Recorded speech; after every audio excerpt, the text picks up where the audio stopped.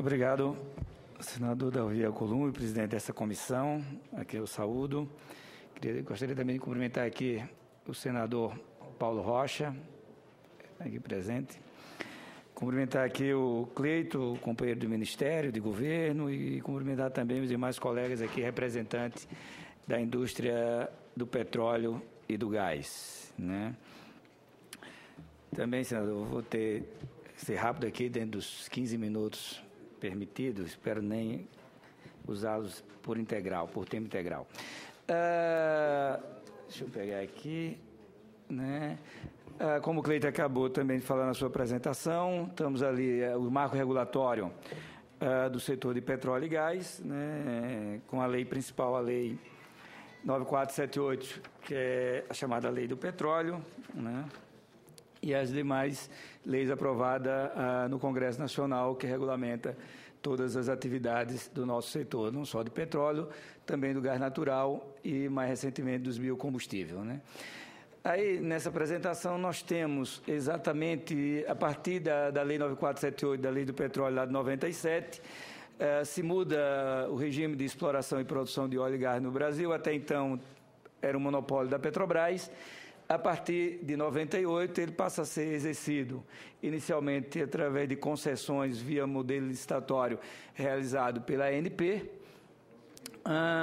Em 2010, depois da descoberta do pré-sal, nós tivemos também um novo modelo, que foi o modelo da cessão onerosa, no qual o governo transfere para a Petrobras, a partir de descoberta realizada pela ANP de 5 bilhões de barris. Em contrapartida, o governo federal recebe da Petrobras ações, aumentando a sua participação no capital acionário, e também a criação de um novo marco regulatório a partir da descoberta do pré-sal, que foi o regime de partilha dentro do polígono pré-sal, ainda há pouco apresentado aqui pelo Cleito, né?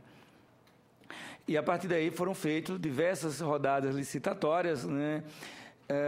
E agora, em 2015, vamos realizar em 7 de outubro, se não me falha a memória, a 13ª rodada de licitações, dos quais também tivemos uma rodada de pré-sal que foi realizada lá em 2013 com a licitação do prospecto de Libra, né, já no modelo de partilha de produção.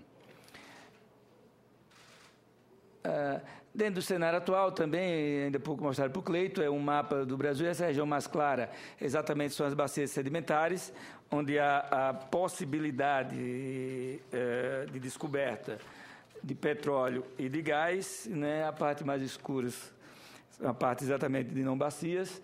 E nós podemos também observar ali que há a grande atividade petroleira no Brasil, evidentemente que é no litoral do Rio de Janeiro, São Paulo, e hoje também já chega o Espírito Santo, né? Mas há também atividades a partir das rodadas de licitações, de blocos exploratórios, em várias regiões do país, ali no interior do Amazonas, né? Nós temos duas bacias, a bacia do Amazonas e a bacia de Solimões, com atividade exploratória e também atividade de produção de gás. Nós temos também ali no interior do Maranhão, já hoje, existe campos também exploratório, produção de gás, temos atividade no interior de Minas Gerais, do Pará, do Mato Grosso, e também no litoral do Nordeste, principalmente ali no litoral do Sergipe e Alagoas, e também já atividades na chamada margem equatorial, que entende ali de Natal até o Oiapoque, aqui na bacia da Foz do Amazonas, né? Então, dessa 13ª rodada, nós vamos estar licitando 266 blocos, né? Blocos em terra e também blocos em mar, em várias bacias sedimentares, tanto onshore como offshore, né?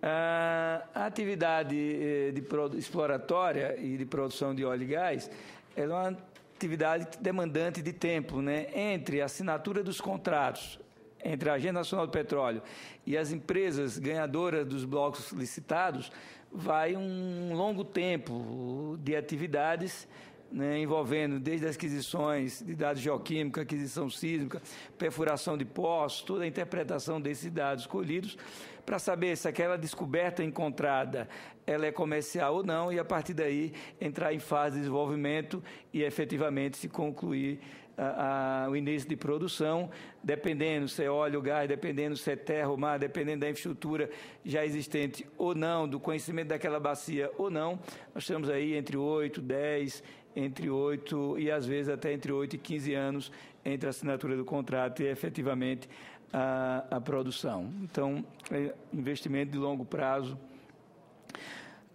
Isso é um rápido cenário de hoje das reservas existentes no Brasil. Nesses dados aí, nós ainda não estamos contemplando os reservatórios de pré-sal, né, são os chamados reservatórios de pós-sal.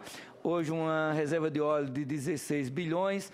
Para que a gente entenda um pouco isso, 16 bilhões de reserva, volto a repetir, excluindo os reservatórios de pré-sal, hoje nós consumimos cerca de 700 milhões de barris por ano. Então, 16 anos ali, 700 milhões, nós temos ali em torno de 25 anos de petróleo fora o pré-sal. Se a gente manter o consumo de óleo atual, sem o pré-sal hoje, nós temos 25 anos de produção. Com o pré-sal, isso vai a 60, 50, 60 anos, quando a gente anexar ali as reservas de pré-sal. Produzimos temos reserva de 470 bilhões de metros cúbicos de gás, né? Ali a produção atual, a produção de 2,4 milhões de dias. Se a gente multiplicar isso por 365 dias, chegamos a esse número de 700 milhões de barris de óleo ano, né? Uma produção de 95 milhões de metros cúbicos de gás, né? E hoje, em termos de exportação, nós importamos óleo pesado, óleo leve e exportamos óleo pesado. Nessa conta, entre exportação de pesado e importação de leve, há um saldo aí de 400 mil barris dia, que ajuda isso na balança comercial. Em contrapartida, temos um déficit no consumo de gás de quase 48 milhões. Esses 48 milhões, 30 milhões é o gasoduto, a compra de gás da Bolívia, e o restante ali, cerca de 18 milhões, são as unidades de regasificação de gás que existe hoje em Pecém e também no Rio de Janeiro. Né? Evidentemente, esses dados mudam bastante com o advento do pré-sal. Focando aqui um pouco o objeto da audiência, né, tratamos ali da que a gente chama margem equatorial e da 11ª rodada, né, de licitação, já que a 12ª foi toda ela em terra, né, a 11ª que atingiu a margem equatorial, esses blocos ali, de uma cor ali meio esverdeada, exatamente foram aquelas áreas que foram ofertadas, ali a bacia do Ceará, depois a bacia de Potiguar, subindo ali, vindo de Natal, né, bacia Potiguar, bacia Ceará, bacia de Barreirinhas, depois para Maranhão e a bacia de Foz do Amazonas. Então, foi toda uma área nova, chamada de Novas Fronteiras, que a 11ª rodada licitou e, consequentemente, com grandes êxitos em termos de aquisição de bloco por parte de diversas empresas, não só brasileiras, mas também empresas estrangeiras. Essas áreas que nós colocamos em licitação, ou seja, todos esses blocos aí que estão coloridos aí, eles provêm já de descobertas existentes pela Petrobras, mesmo antes lá de 97, das concessões, e também de rodadas anteriores, onde foram ofertados alguns blocos, e aí nesses pontos aí, uma descoberta não só de petróleo, de gás, e em alguns casos também, tanto a descoberta de petróleo e de gás, porém ainda descobertas que na maioria dos casos não foi descobertas ainda comerciais, exceto ali no litoral do Ceará, já a produção, e também ali na bacia Potiguar, tanto em terra como em mar, né? Isso foi a 11ª rodada, os resultados, eu acho que Cleito já mostrou isso aí, nós vamos passar porque esses dados já foram apresentados, só destacando ali que dos blocos licitados, nós pegamos esse setor AP1, que é o setor de águas profundas, na 11ª rodada nós ofertamos 9 blocos, dos quais 8 foram arrematados, mas infelizmente um desses, o contrato não foi assinado, foi com a OGX, ficou 7 blocos em águas profundas, com um bônus ofertado aí de 750 milhões, que é aquela primeira linha ali, ou seja, bônus relativamente alto, sendo um desses blocos aí com um recorde de 345 milhões em termos de bônus de assinatura, né? E ali as outras áreas da bacia com menor importância, né? Dessa 11ª rodada, foi uma das rodadas mais exitosas da agência, que resultou em 2,5 bilhões, está errado ali o dado, de arrecadação, em termos de bônus de assinatura, e um compromisso de investimento de 5,8 bilhões que as empresas estão realizando exatamente nesse período. Podemos ver aí uma ampla participação de empresas brasileiras e internacionais, Hoje nós temos cerca de 70 empresas petroleiras no Brasil, coincidentemente metade brasileira, metade estrangeira. Aí tem apenas um leque de algumas que participaram exatamente da 11ª rodada, entre grandes empresas e também pequenas empresas, e muitas delas atuando aqui na margem equatorial. Já mostramos um pouco isso. Isso foi o resultado ali da Ford do Amazonas. Foram 14 blocos, né, 7 operadoras, grandes operadoras, Petrobras, Total, Brasóleo, BHP, Ecopetróleo, BP e Queiroz Galvão, que são as empresas exatamente que estão realizando as contratações, né? Previsão de investimento ali da Ford do Amazonas, 746 milhões de dólares, que são o programa exploratório da 11ª rodada, que esse compromisso vai até agosto e setembro de 2018. Né? Convertendo isso hoje em real, nós estamos falando de um compromisso exploratório aí de 2,1, 2,3 bilhões de reais aqui na Ford do Amazonas. Né? Hoje existem 2 blocos que veio da 5ª rodada, que hoje nós estamos em avaliação da Petrobras, está em avaliação, são aqueles blocos ali. Né, isso aqui, são esses 2 blocos aqui pequenos, de cor azul. A Petrobras fez uma perfuração, infelizmente perdeu o poço, e ela está com compromisso de refazer esse poço, mas aí está pedindo suspensão do contrato em virtude de dificuldade de licença ambiental. Estamos torcendo que essa licença saia e a Petrobras assuma o compromisso de refazer esse poço aí nesses 2 blocos da 5ª rodada. Também aí, falando dessa primeira rodada, na demais margem equatorial, 30 blocos aqui na bacia de Barreirinha, Pará, Maranhão. Isso quer mostrar, ou seja, que há toda uma área exploratória que vem lá desde Natal até chegar ao Oiapoque, né? Também aí, se nós olhamos compromisso aqui de Barreirinhas, na bacia de Barreirinha, nós estamos falando de compromisso de 575 milhões de dólares, mas Pará, Maranhão de 73 milhões, isso aqui da 11ª rodada, que foi lá em 2013, né? Investimento aqui também na faixa de 600 milhões, 650 milhões de dólares, ou seja, também em torno de 2 bilhões de reais, né? Em Barreirinhas. Pará, Maranhão aqui da 9ª rodada também mais 125 milhões, ou seja, pé fazendo aqui, se a gente acumular investimento aqui de Foz do Iguaçu, Pará, Maranhão, Barreirinhas e tal, nós estamos falando aí de mais de 5 bilhões de reais de investimento até 2018, na fase exploratória entre aquisição sísmica e perfuração de poços, né? Um problema que a gente tem hoje é exatamente a falta de licença ambiental, ou seja, desses 30 blocos de Pará, Maranhão e Barreirinha, 18 estão suspensos pela ANP porque as operadoras não conseguiram as licenças ambientais para a realização de sísmica e de perfuração de poços. Já levamos isso para o Ministério, também levamos para os governadores da área e estamos também fazendo aí força-tarefa junto ao IBAMA para ver se conseguimos as licenças. E todo esse... exatamente, a Arimar e IBAMA, para que todos esses investimentos que eu falei, ou seja, mais de 5 bilhões de reais, possam ser efetivamente realizados, né?